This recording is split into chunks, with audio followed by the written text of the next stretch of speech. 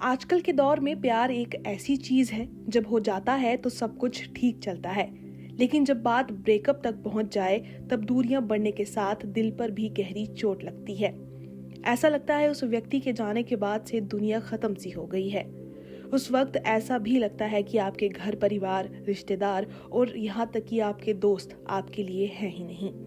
वो आपका दर्द नहीं समझ सकते। प्यार का दिन यानी वैलेंटाइन डे आने में कुछ दिन बाकी रह गए हैं। इस दिन लोग अपने प्यार का इजहार करते हैं। कुछ सफल हो जाते हैं तो कईयों का दिल टूट जाता है। अगर आपका दिल भी प्यार में टूटा है तो आपको थोड़ा खुद को संभालने की जरूरत है। इस चीज से निकलने में थोड़ा समय लगेगा, पर आप इससे बाहर निकल सकते हैं। इसको लेकर लोकल 18 की टीम ने उत्तराखंड के अल्मोड़ा में कार्यरत मनोविज्ञान की प्रोफेसर मधुलता न्यायल से खास बातचीत की। कभी आने वाले टाइम 15 दिन के पश्चात जो वैलेंटाइन डे आ रहा है, उस संदर्भ में यदि बात की जाए तो ये पाश्चात्य संस्कृति का प्रतीक है।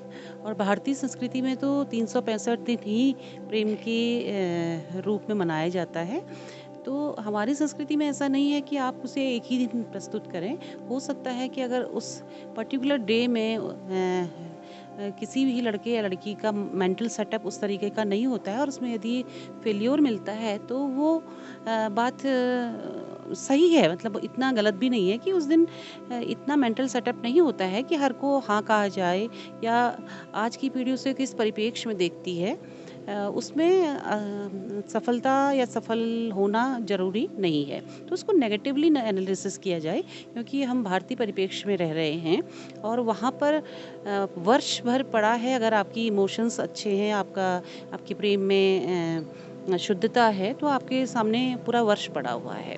प्रेम में असफलता को असफलता नहीं मानना चाहिए, क्योंकि प्रेम मानसिक रूप से करना चाहिए और मानसिक रूप में कहीं पर भी रोक टोक नहीं है कि आप किसी से मानसिक तौर पे जुड़े हुए हैं। शारीरिक तौर पे व्यक्ति का प्राप्त होना ना होना वो बात अलग है, परंतु मानसिक स्तर पर व्यक्ति का जुड़ाव हमेशा के लिए बना रह सकता है। जहाँ तक प्रेम में असफलता की बात होती है, तो युवा पीढ़ी यदि उसको फिजिकल अट्रैक्शन के रूप में ले रही है तो वो सही नहीं होता है। और उसको प्रेम की असफलता क्यों हो रही है, तो उससे अगर आप मोटिवेटेड होते हैं, कोई भी प्रेरणा लेते हैं, तो आप अपने उस लक्ष्य को प्राप्त कर सकते हैं जो लक्ष्य आपको पुनः उस प्रेम को प्राप्त करा सकता है। तो आप अपना डाइवर्जन कर सकते हैं, आप अपनी पढ़ाई पे ज़्यादा मन लगा सकते हैं, या आप लाइफ में दूसरी ओर को जहाँ पर भी बहुत अच्छा आपके अंदर जो टैलेंट है उस टैलेंट को डेवलप कर सकते हैं। तो इस तरह से डाइवर्जनल थेरेपी को के रूप में यदि हम माने तो हर समस्या का समाधान उसके द्वारा संभव है।